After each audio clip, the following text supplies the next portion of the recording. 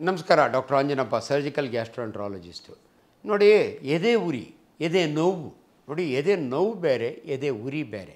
ಎದೆ ನೋವು ಅಂದ ತಕ್ಷಣವೇ ನಾನು ಮತ್ತೊಂದು ಟಾಪಿಕ್ನಲ್ಲಿ ನಿಮಗೆ ಹಾರ್ಟಿನ ಬಗ್ಗೆ ಹೇಳ್ತೀನಿ. ಈ ಎದೆ ಉರಿನ ನಾವು ಹೊಟ್ಟೆ ಉರಿ ಆಮೇಲೆ ಎದೆ ಉರಿ, ರೆಟ್ರೋಸ್ಟೆರ್ನಲ್ ಬರ್ನಿಂಗ್ ಅಂತೀವಿ. ಸ್ಟೆರ್ನಮ್ ಅಂದರೆ ನಿಮ್ಮ ಎದೆಯಲ್ಲಿ ಮಧ್ಯಭಾಗದ ಮೂಳೆನ ನಾವು ಸ್ಟೆರ್ನಮ್ ಅಂತೀವಿ. ರೆಟ್ರೋ ಅಂದರೆ ಹಿಂದೆಗಡೆ, ಈ ಮೂಳೆಯ ಹಿಂದೆಗಡೆ ಬರುವ ಉರಿಯನ್ನು ಎದೆ ಉರಿ ಅಂತೀವಿ ನಾವು. ಎಷ್ಟೋ ಸಾರಿ ಎದೆ ಉರಿನ ಹಾರ್ಟ್ ಬರ್ನ್ ಅಂತೀವಿ. ಹಾರ್ಟ್ಗೂ ಇದಕ್ಕೂ ಸಂಬಂಧ ಇಲ್ಲ. ಗ್ಯಾಸ್ಟ್ರಿಕ್ ಆಸಿಡ್ಡು ಮೇಲೆ ಉಕ್ಕಿದರೆ ಅದು ಎದೆಗೆ ಬರುತ್ತೆ, ಹೃದಯದ ಉರಿ ಬರುತ್ತೆ, ಇದು ಬರುತ್ತೆ. ಇದಕ್ಕೆ ಮುಖ್ಯ ಕಾರಣ ನಿಮ್ಮ ಗ್ಯಾಸ್ಟ್ರೈಟಿಸು.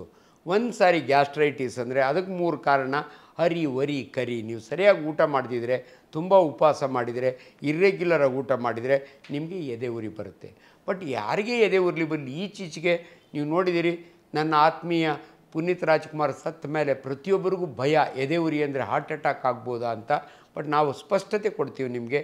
ದಯವಿಟ್ಟು ನೀವು ಒಂದು 25 ವರ್ಷ ಆದಮೇಲೆ ಎದೆ ಉರಿ ಅಂದರೆ ಸಿಂಪ್ಲೆಸ್ಟ್ ಅಂದರೆ ಒಂದು ECG, ಎಲೆಕ್ಟ್ರೋಕಾರ್ಡಿಯೋಗ್ರಾಮ್ ಮಾಡಿಸ್ಕೊಳ್ಳಿ. ಅದು ನಾರ್ಮಲ್ ಬರುತ್ತೆ. ಬರಲಿಲ್ಲ ಅಂದರೆ ನಮಗೆ ನಿಮ್ಮ ಹೃದಯದ ಏನಾದರೂ ಇರ್ಬೋದು. ಅದರ್ವೈಸ್ ಭಾಳ ಸಾರಿ ಇದು ಜಠರದ ಆಸಿಡ್ಡು, ಹೈಡ್ರೋಕ್ಲೋರಿಕ್ ಆಸಿಡ್ ಅಂತೀವಿ, ವೆರಿ ಪವರ್ಫುಲ್ ಆಸಿಡ್ಡು. ಈ ಯಾಕೆ ಉಕ್ಕುತ್ತೆ ಅಂದರೆ, ಒಂದು ನೋಡಿ, ನಮ್ಮ ಅನ್ನನಾಳ ಜಠರಕ್ಕೆ ಸೇರಿಕೊಳ್ಳುತ್ತಲ್ಲ, ಅಲ್ಲೊಂದು ಸ್ಪಿಂಕ್ಟ್ರ್ ಇರುತ್ತೆ, ಲೋವರ್ ಕಾರ್ಡಿಯೋ ಈಸೋಫೇಜಿಯಲ್ ಜಂಕ್ಷನ್ ಅಂತೀವಿ ನಾವು. ಅದು ನಮ್ಮ ಆಹಾರ ಒಂದು ಸಾರಿ ಜಠರಕ್ಕೆ ಹೋದರೆ ಅದು ರಿವರ್ಸ್ ಬರಬಾರ್ದು. ಬಟ್ ಅನ್ಫಾರ್ಚುನೇಟ್ಲಿ ಕೆಲವರಿಗೆ ರಿವರ್ಸ್ ಬರುತ್ತೆ. ಅದನ್ನು ನಾವು ಗರ್ಡ್ ಅಂತೀವಿ, ಗ್ಯಾಸ್ಟ್ರೋ ಈಸೋಫೇಜಿಯಲ್ ರಿಫ್ಲಕ್ಸ್ ಡಿಸಾರ್ಡರ್. ನಿಮ್ಮ ಸ್ಟೊಮಕ್ನಾಗಿರೋದು ವಾಪಸ್ ಬಂದರೆ ಅದು ಎದೆ ಉರಿ ಬರುತ್ತೆ. ಎಷ್ಟೋ ಜನ ಬಾಯಿನ ಉಳಿ ನೀರು ಕಿತ್ಕೊಳ್ಳುತ್ತೆ ಡಾಕ್ಟ್ರೆ, ಉಳಿ ತೇಗ್ ಬರುತ್ತೆ ಡಾಕ್ಟ್ರೆ, ನನಗಿದೆಲ್ಲ ಆಗುತ್ತೆ ಅಂತ. ಇವೆಷ್ಟು ಕೂಡ ನಿಮ್ಮ ಗ್ಯಾಸ್ಟ್ರಿಕ್ಕಿನ ರೋಗ ಲಕ್ಷಣಗಳು. ಸೊ ಎದೆ ಉರಿಗೆ ಎದೆ ಇರೋದು ಹೊಟ್ಟೆಯ ಮೇಲ್ಭಾಗದಲ್ಲಿ. ಆ ಎದೆಯಲ್ಲಿರೋದು 2 ಶ್ವಾಸಕೋಶ, ಒಂದು ಹೃದಯ, ಒಂದು ಅನ್ನನಾಳ. ಅನ್ನನಾಳದಲ್ಲಿ ಆಸಿಡ್ ವಾಪಸ್ ಬಂದಾಗೆ ಅದು ಆ್ಯಕ್ಚುಲಿ ಪ್ರಾಣಿಗಳಿಗೆ ದೇವರಿಗೆ ವರ ಕೊಟ್ಟಿರ್ತಾನೆ. ನೀವು ನೋಡಿ, ದನಗಳು ರಾತ್ರಿ ಹೊತ್ತು ಮೆಲ್ಕಾಗ್ತವೆ, ಹಗಲೊತ್ತೆಲ್ಲ ತಿಂದು ಬಂದಿರ್ತವೆ, ರಾತ್ರಿ ಹೊತ್ತು ಸ್ಟೊಮಕ್ಕಿಂದ ಈಚೆ ತೆಗೆದು ಮತ್ತೆ ಅಗದು ಮತ್ತೆ ನುಂಗ್ತವೆ. ಮನುಷ್ಯನಿಗೆ ಅನುಕೂಲ ಇಲ್ಲ. ಎಷ್ಟೋ ಜನ ಹೇಳ್ತಾರೆ, ನನಗೆ ಬಾಯಿಗೆ ಅನ್ನನೇ ಬರುತ್ತೆ ಡಾಕ್ಟ್ರೆ ಅಂತ. ಆವಾಗ ನಾವು ಎಂಡೋಸ್ಕೋಪಿ ಮಾಡಿ ಇವನಿಗೆ ಹಯಾಟಸ್ ಹರ್ನಿಯಾ ಇದೆಯಾ ಅಥವಾ ಈಸೋಫೇಜೈಟಿಸ್ ಅಂತೀವಿ. ನೀವು ಗ್ಯಾಸ್ಟ್ರೈಟಿಸ್ ಅಂತ ಹೆಂಗೆ ಅನ್ಕೋತಿರಲ್ಲ, ಅನ್ನನಾಳ ಟ್ಯೂಬ್ ಥರ ಇರುತ್ತೆ, ಪೆರಿಸ್ಟಾಲ್ಟಿಕ್ ವೇವ್ ಇರುತ್ತೆ, ಅದರೊಳಗೂ ನಿಮ್ಮ ಬಾಯಿನೊಳಗೆ ಉಣ್ಣಾಗುತ್ತಲ್ಲ, ಅದೇ ಥರ ಉಣ್ಣಾಗುತ್ತೆ. ಅದನ್ನು ಈಸೋಫೇಜೈಟಿಸ್ ಅಂತೀವಿ. ಅಪರೂಪಕ್ಕೆ ನಿಮ್ಮ ಈಸೋಫೇಗಸ್ನಲ್ಲಿ 2 ಕಾಯಿಲೆಗಳಿದ್ದಾವೆ, ನೆನಪಿಡಿ. ಈಸೋಫೇಗಸ್ನಲ್ಲಿ ಕ್ಯಾನ್ಸರ್ ಆಗ್ಬೋದು, ಈಸೋಫೇಗಸ್ನಲ್ಲಿ ಅಕೆಲೇಶಿಯಾ ಕಾರ್ಡಿಯಾ ಅಂತೀವಿ, ಅದು ಕೆಳಗಡೆ ಓಪನ್ನೇ ಆಗೋದಿಲ್ಲ. ಅದು ಬಿಟ್ಟರೆ ಫಂಗಸ್ ಆಗುತ್ತೆ ಡಯಾಬಿಟಿಸ್ ಇರೋರಿಗೆ. ಅದು ಬಿಟ್ಟರೆ ಎಷ್ಟೋ ಸಾರಿ ನೀವು ನುಂಗಿದ ಮಾತ್ರೆ ಕ್ಯಾಪ್ಸುಲು ನೀವು ಸರಿಯಾಗಿ ನೀರು ಕುಡಿಲಿಲ್ಲ ಅಂದರೆ ಅಲ್ಲೇ ಕೂತು ಬಿಡುತ್ತೆ ಜಾಗ ಮಾಡಿಕೊಂಡು.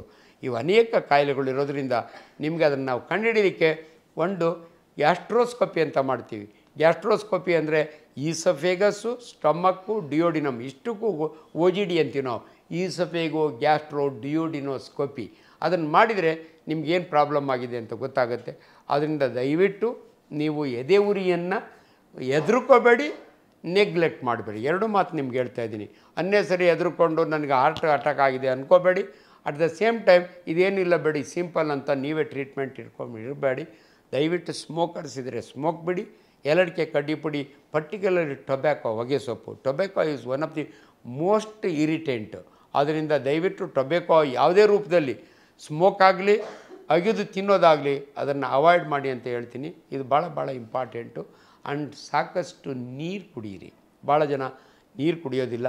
ಆ್ಯಂಡ್ ನಿಮಗೆ ಕನ್ಫ್ಯೂಷನ್ನು, ಊಟಕ್ಕೆ ಮೊದಲು ನೀರು ಕುಡಿಬೇಕಾ, ಊಟ ಆದಮೇಲೆ ನೀರು ಕುಡಿಬೇಕು. ದಯವಿಟ್ಟು ನೀರನ್ನು ನೀವು ಯಾವಾಗ ಬೇಕಾದರೂ ಕುಡಿಬೋದು. ಆದ್ದರಿಂದ ನಿಮ್ಮ ಅನ್ನನಾಳದಲ್ಲಿ ಸಣ್ಣ ಹುಣ್ಣುಗಳು ಆಗೋದಿಲ್ಲ. ಅದಕ್ಕೇನಾದರೂ ಇದ್ದರೆ ಅದಕ್ಕೆ ತಕ್ಕಂಥ ಟ್ರೀಟ್ಮೆಂಟ್ ನಾವು ಕೊಡ್ತೀವಿ. ಅದರಿಂದ ತುಂಬ ಹೆದರ್ಕೊಳ್ಬೇಡಿ ಅಂತ ಈ ಎದೆ ಉರಿಯ ಬಗ್ಗೆ ನಾನು ಭಾಳ ಸ್ಪಷ್ಟವಾಗಿ ನಿಮಗೆ ತಿಳಿಸಿದ್ದೀನಿ. ನಮಸ್ಕಾರ. ನಮ್ಮ ಕನ್ನಡ ಫೇಸ್ಬುಕ್ ಪೇಜ್ನ ಲೈಕ್ ಮಾಡಿ, ಯೂಟ್ಯೂಬ್ ಚಾನೆಲ್ನ ಸಬ್ಸ್ಕ್ರೈಬ್ ಮಾಡಿ.